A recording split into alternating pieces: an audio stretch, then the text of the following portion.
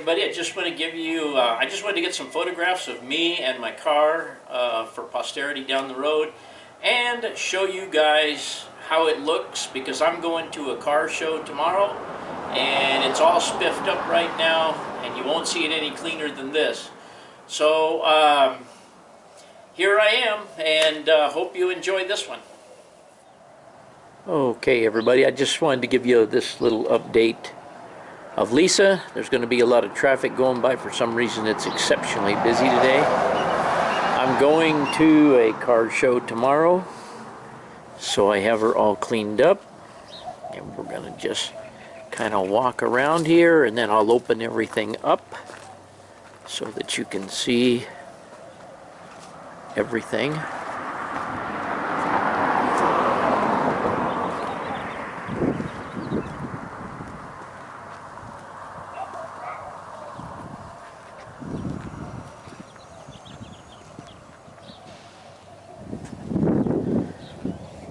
Day before yesterday, day before yesterday I buffed it, and then today I cleaned the interior, and before that, the day before that, I cleaned the engine, and we're going to take a peek at that right now. Okay, we're going to try and work in between vehicles here. But here's how the engine compartment looks once I got everything back together and got the supercharger all cleaned up. I think it turned out pretty well. It's been running like a top. It should be producing, according to Bryn speed and the equipment this has on it, in addition to the supercharger, it should be somewhere around 500 to 510 horsepower. Here's a look at the interior, which for a Mustang is not too bad for nearing 80,000 miles. Usually the seats wear out right here. You can see that I have a small hole here that I've repaired somewhat, but not bad for that kind of mileage and the fact that it's a salvage title car. We'll go around and take a look in the other side.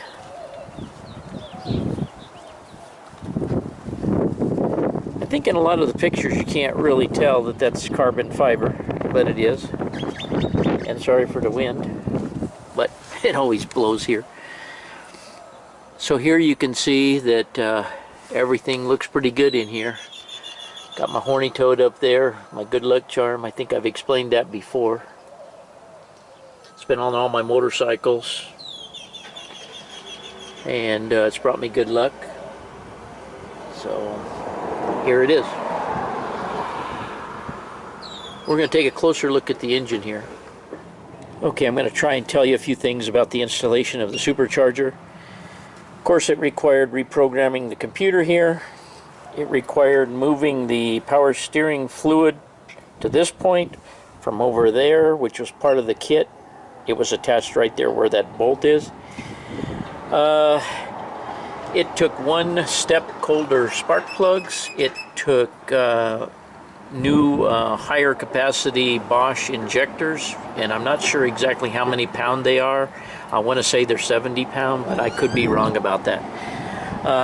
The Stita delete plates, which are that chrome looking aluminum piece down there, it gets rid of the charge motion plates that are in there that are more or less like a flapper valve in a carburetor that give you better torque at the low end, but they restrict the supercharger. Nothing else moved here. You can see that the supercharger mounts on an aluminum plate. You take some bolts out of the block back here behind this, and it really doesn't require removing much of anything. There was a bolt that's bolt that had a threaded end on it, stuck out over there. You had to take that off. There was a loop of aluminum right here that this wiring harness attached to. You had to take that out. And of course you see you had to rotate the thermostat housing there a few degrees. And actually, if you look at this real close, you may be able to, I guess we can't see it. Behind that little tab there's a place where the adapter is screwed down. Then you turn the thermostat housing a couple of degrees, few degrees, and then you cut the hose and you put this little metal bend in it to be able to just barely clear everything in there.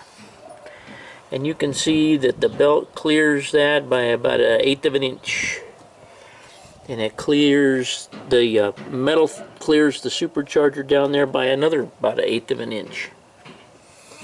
So that really is the biggest hassle, or was the biggest hassle of putting it on there. You have to take the intake manifold off, not only to put the plates in down there if they aren't already there, but you have to extend the wires on the MAF sensor from here to over here, because they were only about that long.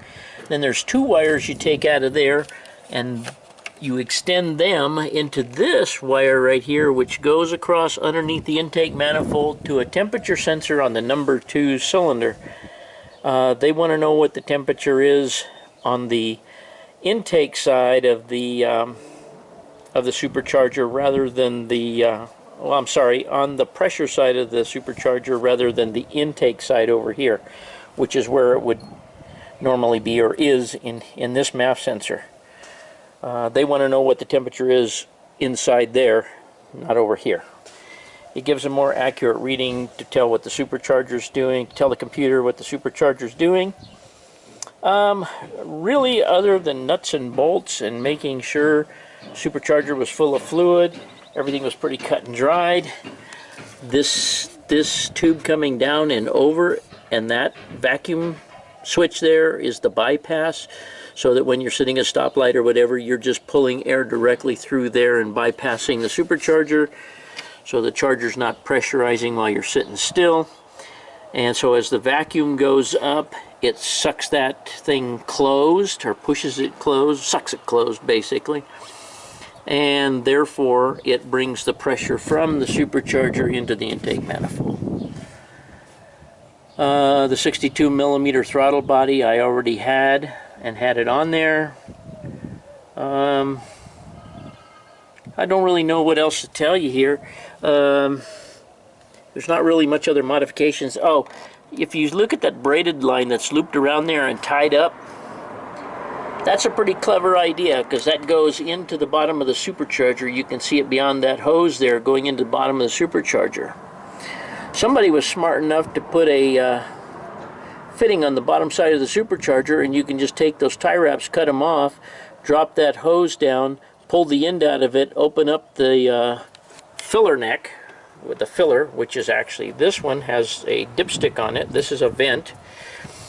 You pull that dipstick out and you can drain the oil out of that supercharger and change it. I think you're supposed to change it every 2,000 or 3,000 miles. It may be different than that. I don't know. I really haven't looked at it yet. But I'm going to change it in the not too distant future, just because of the break-in period of it. But really, that's about it, guys. This is her, and I know it's a car video, and boy, some people really get upset when you put a car video instead of a train video, but there it is. Okay, everybody, that's it for this video on Lisa, and I hope you enjoyed it, and thanks for watching.